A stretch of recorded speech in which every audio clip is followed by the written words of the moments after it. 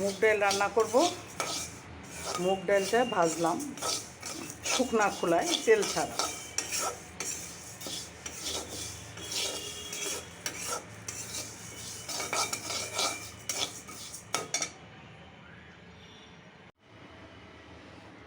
রান্না করব মুগের ডাল দিয়ে, ডিম দিয়ে। এখানে গরম মশলা দিয়ে দিছি, গরম মশলা তেল দিয়ে আনায় নিলাম। এখন এখানে দিব হলুদ, মরিচ, ধনিয়া পাউডার, আদা রসুন পেস্ট, লবণ, পেঁয়াজ, কাঁচামরিচ আর তেজপাতা।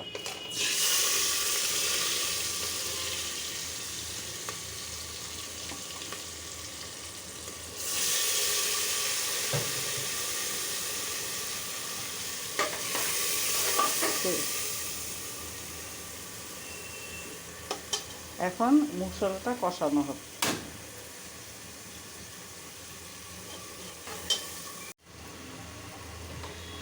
মুগ ডাল দিয়ে আর গোটা গোটা ডিম দিয়ে রান্না করব।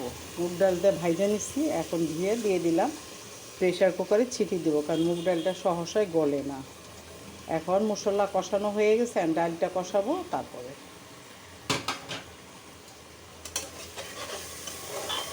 তারপরে পানি দিয়ে দিব। একটু মশলা কষানোর পরে এখন ডালটা হয়ে গেছে কষানো, পানি দিয়ে দিব। পানি দিয়ে প্রেশার কুকারে ছিটি দিই। মুগ ডাল সহসা গলে না, আর ডালটা না গললেও ভালোও লাগে না খাইতে।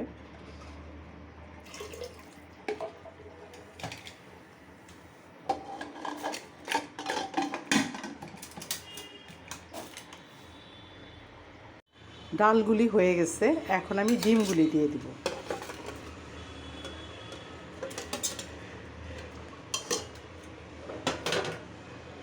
ডিম দিয়ে দিব। এখন একটু জিরা পাউডার দিব, কারণ এই তরকারিতে জিরা পাউডার দিতে হয়, তাহলে ভালো লাগে। আমি এভাবে রান্না করি মুগ ডাল দিয়ে, আস্ত ডিম দিয়ে, হাঁসের ডিম দিয়ে। খাইতে খুব ভালো লাগে। আপনিও রান্না করে দেখবেন, ভালো লাগবে খেতে। আমার রান্নাটা হয়ে গেছে। আমার রান্নাটা যদি ভালো লাগে লাইক দিবেন, সাপোর্ট করবেন, শেয়ার করবেন। আল্লাহ হাফেজ।